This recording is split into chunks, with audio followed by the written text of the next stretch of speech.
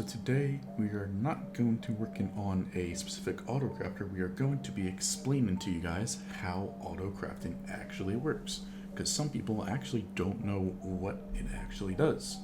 So for those of you who have never seen AutoCrafting before, I promise you it's not as difficult as it looks. We'll go through the very simplest AutoCrafters to the more complex ones that I have seen or developed myself. Now we won't be able to go through all the different types of AutoCrafters, all the different designs of AutoCrafters today, but we will be basically breaking them down into what AutoCrafting started out as and to what it has become today, currently, as of filming this today. So yeah, we're going to be starting off with the very simple AutoCrafters. We're going to break down what AutoCrafting actually is first before we do anything else, and then we will go from there. So what is actually AutoCrafting? AutoCrafting Table, which is a mod for carpet mod, started off as an idea with the AutoCrafting dropper that Nembom actually made. So this is where it basically all started, but for our version, we're going to be using the AutoCrafting Table. The main difference between AutoCrafting dropper and AutoCrafting Table is basically AutoCrafting dropper has to be pointed into a crafting table, and then basically once you power it, the dropper, it will craft the item and shoot it out. So basically this, because it's pointed into the table here, this dropper will act like a table which has 3x3 slots. Once it gets filled up, you can then power it, and whatever it will act, whatever that recipe crafts. Say for example we want to craft a redstone block, we put all the redstone in like this, and we power this, it will output us a redstone block. What AutoCrafting Table actually is it implements a feature to where you can have hopper, dropper support for the actual table itself. So for example, if we were to want to craft a full redstone block again, you would need to input 9 redstone dust into the table. As you can see, each one only takes 1 slot. At that time, we can put a hopper underneath or unlock the hopper underneath, and we will get output the crafted block there. Say for example, we don't lock this bottom hopper though for AutoCrafting Table. I cannot confirm how it is in AutoCrafting Dropper, as I've never used that version of AutoCrafting. I've always just learned off table. So if for whatever reason we don't have this bottom hopper locked, we input an item, it will get immediately taken out of the crafting table. So how do we get around this? Well, the most common thing that I use all the time is a composter, comparator, and the sticky piston. We'll get some blocks, we'll then place this there, and then a sticky piston, which will go down there. We'll use that later. We'll use that later in different like sequences and things like that, which I like to call the actual recipe part of the design and process. So now this hopper is locked. You can also do this in a very similar way. You have also probably seen some people do this, including myself, to where you move this down 1 block and you power the solid block like that instead, as that will also lock the bottom hopper if you care about hopper locking a lot. So what this does now, if we input any item into it, the item will actually stay inside the crafting table and not go down to the hopper, which is mainly what you want to do, especially for some complicated recipes. Now, there are some other ways to get around some other recipe things. So for example, if we wanted to craft a comparator, for example, well, comparator has a different unique recipe because it has 2 different slots in the top left and top right that have no actual item inside the recipe. So that's a different thing we'll talk down the lane. That's all dummy items and handling that. That's something that takes a bit more designing and thought process as designing the crafter. That's the very basics of AutoCrafting right there. So the first AutoCrafter that I've ever made, to be honest with you, is just a simple hopper line. So we have 9 items in a recipe. So we have 6 there, 7, 8, 9. And then all I would do is then input droppers like this. And then you would assign each item type to the slot it would go in. So the first one is the closest, so that will be the first top left, then middle, top right, middle left, middle right, and so on. Do the whole recipe. So say for example, again, we wanted to craft redstone blocks. What we need to do is then input the redstone to every single one of these to get the fastest possible crafting speed of this recipe. So unfortunately this is not the fastest crafter by any means, There's definitely faster. This is the easiest one if you wanted to program your own AutoCrafter. This would be the easiest solution for you to do, because there really isn't any programming besides just assigning what slot goes into where. And this is actually how some mass crafters work with Mass Crafting by Andrews, the Tweak Fork edition. Basically what you need to do is dispense it in an order to where it gets assigned to the slot in the inventory for the player. And this is the same principles that the Mass Crafting uses, but with shulker boxes being dispensed into lava or anything like that to break the shulker box, because it is a 117 feature where if you do that, all the items will drop out and you lose the shulker box in the process, but it does make unloaded shulker boxes extremely quickly. But yeah, so we wanted to do this. All we needed to do is then take our locking sequence that we did for the bottom part. All we need to do is detect when we get single strength 15. So the easiest way to do that is to put a redstone block right next to your comparator, then go with another block out, down, and basically do a regular filter here. Alright, so I just never put an item sorter before, or item filter. All you need to do, well, not really, it's the same principle as the item filter, but you're not actually using an item filter, because this comparator will only turn on once we get filled this crafting table completely. All we're going to do, this is obviously a very, very terrible setup, but it will work if you want it to. So then all we need to do here is then update this. We can use a note block for just the example today. Do that, and you can see that we would get it input in there. Once that fills up, we get single strength 15 because the inventory of the crafting table is filled. And it works the same as like a dropper or anything like that, for example. This will give us an output once that is filled based off the amount of items inside the crafting table there. So now we have a 1 block buffer.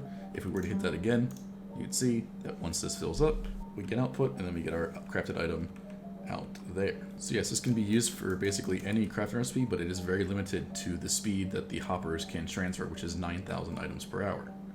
Which is why AutoCrafting table is in a way superior in terms of crafting speeds in some instances. Because we don't need to have the dropper pointed into the crafting table, we don't need to lose one side of the crafting table basically. So what we can do with crafting table mod is we can use all 5 sides if we wanted to. That will give us a hopper support on the bottom. If you do, for example, don't care about lag, there is something that I've shown that you can use all 6 sides of the crafting table, and basically what you do is you put a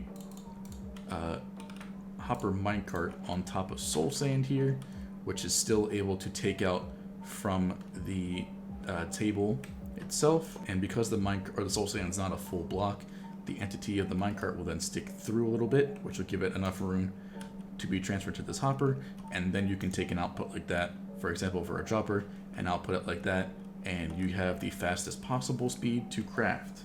But however, it does use a hopper minecart, which can be laggy, and because there is a dropper inside of this block here, you cannot lock this hopper minecart in any way. Yeah, that's some more advanced things. We'll get to that in a little bit. But yeah, this is the very simplest AutoCrafter you could ever make. That's basically universal. It would just have to change based off the recipe you want to do. And crafting a full block, like a redstone block, iron block, gold block, any of those things are very simple with just this simple circuit here.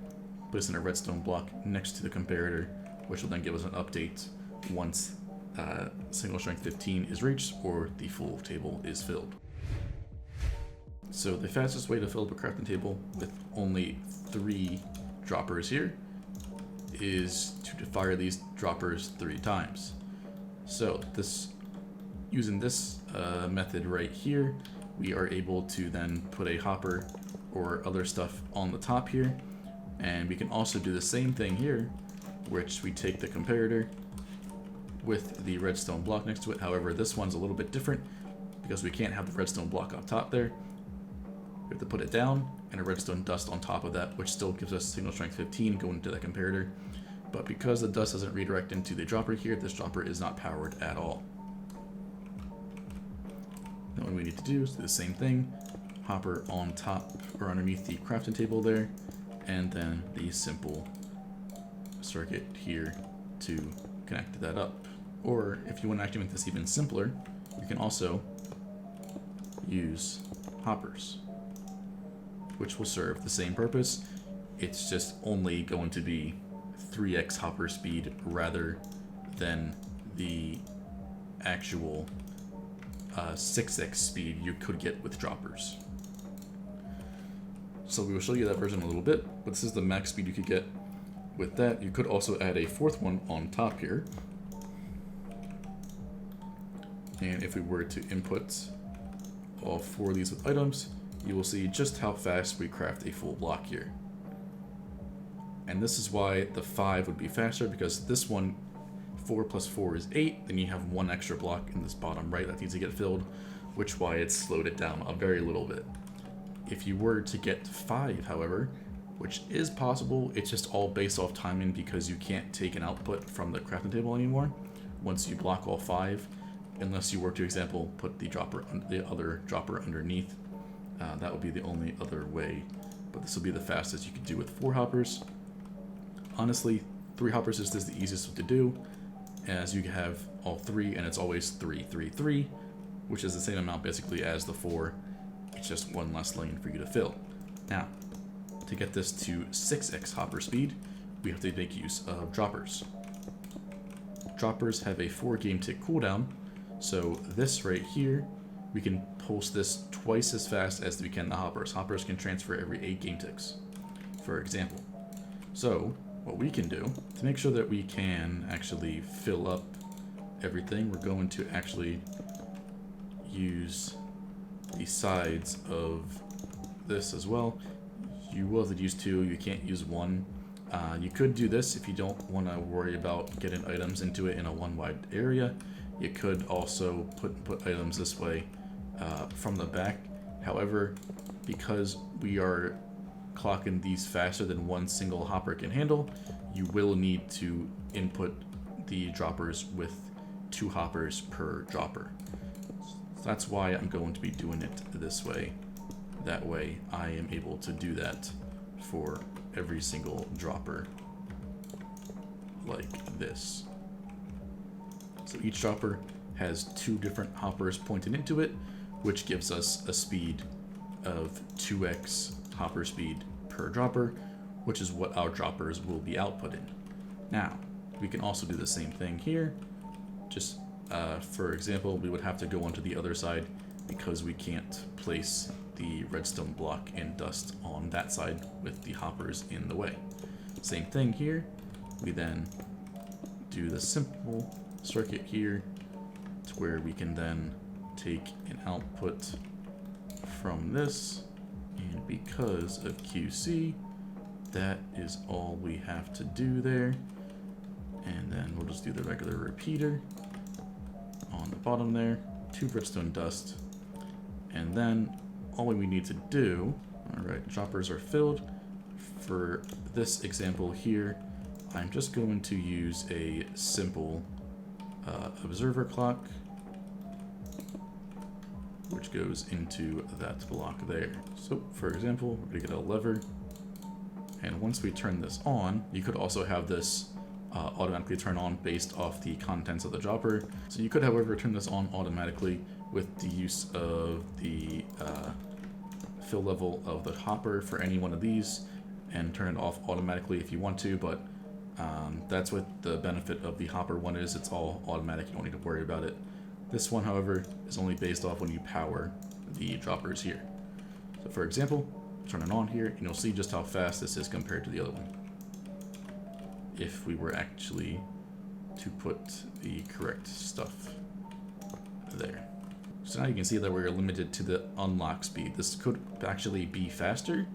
We would just have to unlock this hopper faster, which unfortunately, because of the cooldown with the repeater and the torch, it's unfortunately not as fast as it could be. So this could be improved a little bit faster if you were to get rid of the repeater, but then that would require some different larger space requirements and things like that. But it definitely is possible to make it a bit faster. But that's the fastest that you can do with 3. The fastest one I've ever created personally is a 5 dropper based version, because 5 plus 5 is 10, which means you have an extra, and with how crafting table was coded, you actually don't need to worry about that extra being fired because of how the crafting table was coded in the mod. So if a table is filled here, for example, and we try to power this dropper here, for example, you'll see that we'll have 64 in here, but no matter how many times we power it, it will still stay at 64 because it knows that this table is filled. Second we take one out though, even if we were to double pulse this real quick, we only get the one taken from the dropper, which is very helpful for making very fast crafters. But the second you unlock this hopper is the second things can go wrong if you were to cycle the sequence back too quickly. But these circuits are very easy because they only are useful to craft in full blocks. There also are other simpler crafters. If you were to example have a bunch of redstone blocks that you wanted to craft into redstone, for example for me, we would do this a lot, but not with this crafter because it's kind of slow and you would need a bunch of these to keep up. But there is an even simpler crafter than this one here, which is making use of the same sort of sequence. All you need to do is, the thing is, you actually don't even need to unlock the bottom hopper. All you need to do is a redstone dust here, and we'll get some redstone blocks, for example, and we want to craft those into redstone itself. You can see here that what this circuit does is all it does is lock the transfer of the top hopper until the crafting table is empty here, and then it unpowers it for a quick second, allowing one item to go through, and then our output is just the redstone dust. Now, if you were to tile this, for example, next to each other, what you would have to do is put a target block in space of the block above here, or else the dust would not get redirected properly. Alright, there we go. Two of them working side by side, not interfering with each other because they only output single strength 1, even with the 9 output in the table here, which is really convenient to tile this. I do have a really fast system to work with this, but it does make use of 3 hopper minecarts per crafter, which can be quite laggy at times. But yeah, that's basically the simplistic breakdown of AutoCrafting table itself. Now we'll move on to some actual AutoCrafters here that will go through my first ever AutoCrafter that I ever designed myself, which, okay, we're gonna cringe a little bit, but this was the first ever iteration of me designing my own AutoCrafter. But it did work, that's all that mattered, and it was quite a decent speed. So let's go check that out. Alright, so here we have my first ever AutoCrafter that I designed, and if you have seen my channel before, you know that this is what started everything for my AutoCrafting series. Now, what is this crafter designed for exactly? Well, if you've seen my channel, you know that I like doing piston factories quite a bit, as I've made now 3 versions of my piston factory for this channel so far. So what is this crafter and why is it so bulky and everything like that? Well, it's my first ever AutoCrafter that I designed, and basically what it was designed to do was to craft pistons, but I didn't realize that it was actually pretty fast for its time, as I'd never seen any AutoCrafter when I first started that was dedicated to pistons. And this was something that I learned to do based off of Z Louch's video. I saw their crafter, or how they designed their repeater crafter, and this is what got me very, very interested into making my own crafter. Now at the time, I was actually looking to do bedrock break-in for the first time ever, for the bedrock roof for another perimeter. So if you've done bedrock break-in before, you do know in 117 and up that, or 112 and up, you do need pistons to do it in vanilla. I personally don't like using Dragon Egg bedrock break-in, as that's a little bit weird, but it's personal preference basically. But yeah, so this was something that I designed based off of the tips and stuff I was given from Z Louch's video. So let me even see if I can remember what items you wear. So based off the timings, I'm going to assume this is spruce planks first. then I'm gonna guess this is redstone. So here you have a bit more delay. This only gives us 1, so I'm going to assume that's iron, and that this would make this cobblestone here. So I think that is actually right. So this crafter didn't really have an on-off switch, to be honest with you. You kind of had to adapt. I think what I mentally had was something along the lines of, I had like this was a target block and I just powered that. But just for our use case, we're just gonna take it off real quick. That will start the sequence, and yep, I actually remembered it and got it right. So you can see here why this was my first crafter. At the time, I didn't realize that this would actually give us light updates. So if I was smart, I would have put a jack-o'-lantern or something around this area to stop all the light updates from happening. And the same for this area here. I would have swapped this block out for a shroom light or something, for example. That way we stop all the dust light updates and things like that. Just makes it a little bit more lag friendly. So yeah, so then you got the piston. It is a very weird crafting recipe in the sense of how it actually does it. So when I design my AutoCrafters, I like to break them down into 3 different segments. Personally, I go from the top left to the top right, middle left to middle right, bottom left to bottom right. I break it down to 3 different individual segments of the crafter. So it does vary from crafter to crafter, but for this one, it's very straightforward. You need 3 spruce planks first, cobble, iron, cobble, cobble, redstone, cobble. And then you can unlock the bottom here. So I use this delay here with a bunch of repeaters. Not very great in terms of the space that's required for that, but this was actually not terribly bulky for its time. And also something that they didn't really add in this is an auto shutoff if any material gets low. Basically because getting a material read with how I have this set up from this guy was kind of impossible. So you can see the wiring to fill that one. Basically had it come out here and then it went up to a shulker box loader this way. Very, very weird to fill that, but unfortunately that's just how I designed it and wasn't thinking at the time how I was actually going to get items into that dropper. So I had to kind of improvise and things like that. But yeah, as you can see, a lot of repeaters. Not the best in terms of stuff today, but it is 1600 pistons per hour. Something you could very easily improve is the amount of time to actually restart the crafter.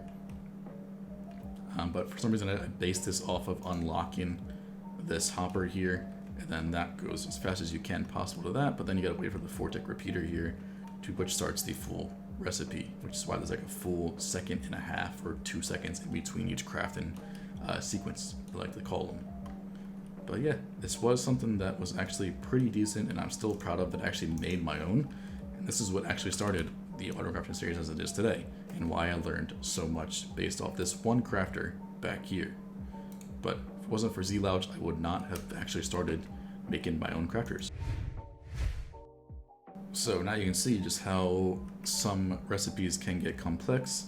There are, however, other ones that include dummy items. So like we back to the beginning, when I was talking about the comparator. So for the comparator's recipe here, we need to have 2 different items in the top left and top right for the recipe to work. So how you do that is you input a dummy item first for that slot. So say for example, we don't need concrete for this recipe, and we'll get all the extra items that we actually need to craft the comparator to show you how it actually works here. You need to input a dummy item first, a torch, and then another dummy item. Alright, then we're on to the second sequence here. So then we gotta go to the torch, quartz, and torch again, and then we're on to the 3 stone, which is very easy to do. Now, you may be thinking, why did our recipe not give us a crafting comparator in the output here? Well, because of these 2 concrete here. What we need to do is have a filter underneath the crafting table, which we will show in a little bit. That will take off this comparator, or this concrete here, then this concrete here, and after we do that, the comparator crafter becomes available for us. So then we can have another filter that would only take out the comparator. Then we have our crafted comparator here. And then we can start that whole sequence over again and again and again over the time, which gives us all of our crafted comparators, and then we will be on our way. So how do you deal with this dummy item thing? So for the recipe itself, including the dummy items, how many items do we need? So we have the torch, we have the quartz, the stone, and the concrete for the dummy item. You can use basically any item you want that is stackable. You cannot use any unstackables for dummy items. It makes it much harder to deal with if you do that for some reason. But it's definitely not something I recommend doing because it's really hard to deal with. Now, what I like to do personally is I choose where I want the dummy item to be first.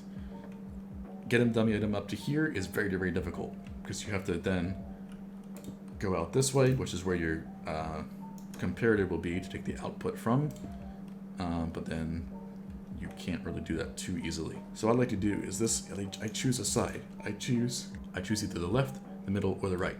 This is all based off where I want my sequence to start. I think in my first AutoCrafter for comparators, I believe I used the middle here for the sake of symmetry.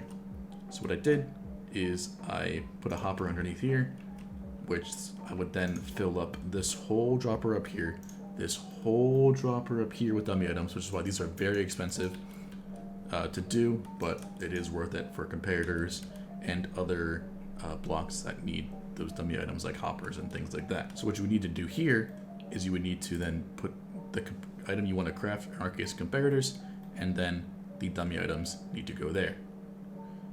So then now, what I have to do for just sake of reliability, take out 2 because we have 2 different dummy items in the sequence here, and take out 1 because we get 1 crafted per sequence. Then what you can do here is I recommend locking this temporarily, lock in this one here as well as this one. This will power that, so it's not too big of an issue. But what we're going to need to do is we're going to need to take an output from there, and then we can have our dropper. Because we have to have this hopper pointed into that dropper, this will not go down. If we were to have it, for example, a dropper underneath, it will not go into that dropper. It has to actually physically be pointed into the dropper. So then what you actually have to do for this one, which is very annoying to work with in some scenarios, you actually need to have 2 of these unlock with the comparator circuits that we've seen very early before. So we need to have 1 for the top. This is why this can get very annoying to do sometimes. So now we have both of these unlocked or locked. What we need to do to then get the dummy items out first, so we'll have the crafter, we'll get, for example, we'll just put the recipe in the table for now, and we'll take out 2 here. So what we need to do is then retract this sticky piston here, which will then move the composter out of the way, which then in turn will turn the comparator off, which will then allow this top hopper to transfer items. And why do we want that to happen first? Well, because we take out the concrete first, that will allow us to then have the comparator be taken out. So that's why we have to have this first. So what we need to do then, so like I said, power this, it'll retract that. Our 2 dummy items will come out. It actually happened very quickly there. So we'll do it again. Our 2 dummy items will come out first. We'll watch the table here this time, instead of actually looking at the circuit itself. So we'll put the quartz in the center, 3 stone at the bottom. What we'll do is we'll power this. 2 dummy items come out, and then because we didn't unlock this bottom one here, if we were to do that, then that will allow the items to transfer. But you only want to do that for a quick second, or you end up with 4 in the bottom. So the easiest way I found to do this, which is really, really fast and only will ever allow 1 item to go through, is making use of this piston here. Now what happens here? Well, for example, when we power this, we can see we get 2 pulses on this observer, if I were to place the block correctly. So you get 2 quick pulses, which is basically the piston extending and retracting. We get 2 pulses on the observer. which as you can see here will only ever allow one item to pass through into the dropper, which is what we want. So what you need to do is then power this guy really quick, and then what you would have to do is delay this one based off how many dummy items plus the actual crafted item you need to delay. So a hopper has a transfer speed of 8 game ticks per item type. We have 3 different items, which means you need to delay it for 24 game ticks, or roughly over a second. So that's where it gets a little bit tricky to figure out how to do that, but there are some ways to do it, and it is just involves a little bit of timing, which can be done with the use of repeaters and all kind of other things, but there are other ways to do it more compact than just having repeaters. But yeah, that's what you gotta do. I'll leave that to you. I have some of these actually on my channel or in the Discord server if you want to join that to see how I actually make my new ones, which are 1 wide tileable crafters. Those take a lot of time to do, but they are definitely worth it in terms of space efficiency, because you can for these crafters were 3 wide. You could not tile these, unfortunately, based off how the redstone wasn't very good at this time to tile it, so you had to have a block space in between, which means that you had 4 blocks per crafter. And this was a speed of 1600 per hour. My newest 1 wide tileable speed is actually faster, and it's 1 wide tileable. So in the same space you could fit 1 of these crafters behind me, you could fit 4 of my new crafters, which is over 4 times the speed of this single crafter, which is just actually crazy, because that's shouldn't be possible, but it is, because I'm crazy with Minecraft with AutoCrafters. So that's sort of everything for AutoCrafting table. In terms of these ones here, the very basic AutoCrafters that you can design, besides the dummy items. The dummy item ones are very difficult, and the ones that cause me most problems to this day is dealing with dummy items. So don't get discouraged if you can't figure it out. Personally, if I were to design one of my AutoCrafters now, the 1 wide tileable ones, on average, it takes me about 3 hours or so per crafter, and that's just to get the actual sequence down, not including any safety features and things like that. But yeah, so next we'll actually move on to my version 2 of my piston crafter here. Let me get that in, and then we'll be right back. We have my version 2 of my piston crafter, which you can see is a lot more compact. I was definitely more proud of this one before, because obviously this is now 2 wide. Unfortunately, it was not 2 wide tileable. In a sense, you could mirror tile it once, but that's all you could really do, as then it would then jam. So this one was a speed of 2400 pistons per hour, a 50% increase based off the first crafter, and it is smaller, much smaller. It is a little bit taller, but it is more compact, only 7 blocks in length and 2 blocks in width. It does make use of a bunch 2 different toggle states, but unfortunately at this time when I was designing this, that was really the only way I could figure it out. I do have better crafters now, but that's to be discussed later. So this crafter here, like I said, 2 wide tile, or 2 wide, and it is a speed of about 2400 per hour, and it makes use of some very weird layouts of things, but it does work, and it's faster, and it was used in my version 2 of my piston factory. That one down there was used in my version 1 of my piston factory, and that factory with that one had 20 crafters, which had a speed of 64,000 pistons per hour. This version 2 here, making use of this crafter here, had a speed of 96,000 pistons per hour, and it was even smaller in size because of the 2 wide here compared to the 3 wide there, which allowed me to do a lot more features even in a smaller area, which is really cool. So this one, for example, though, you can see there's a dropper here into a dropper here. That's just because to transfer items that way, I used the dropper here. I could also have used a hopper, but using this QC part of Java Edition, we can power a dropper even though there is not a block on top of it. This is the same kind of behavior with pistons and things like that. That's just how the game was coded, because basically I learned that they used the same code for a door when they first added pistons. So the piston, even though it's only 1 block tall, if you were to power the area above, it kind of has the same code to where it thinks the top of the door is getting powered, which is why you can power a door from the top or the bottom. And that's basically how QC exists in Java Edition. And something that we have a love-hate relationship with, because it's just, you love it sometimes, you need it to work in a system, and only the solution is QC. But then sometimes you design something where QC breaks everything. So it's a love-hate relationship with QC, in my opinion. But if they were to get rid of it, it would break so many things, and it would just be devastating to the Java redstone. But yeah, you can see the sequence of this one is much faster. Obviously I don't have any items in here, but every time this goes back around, we're crafting a new piston.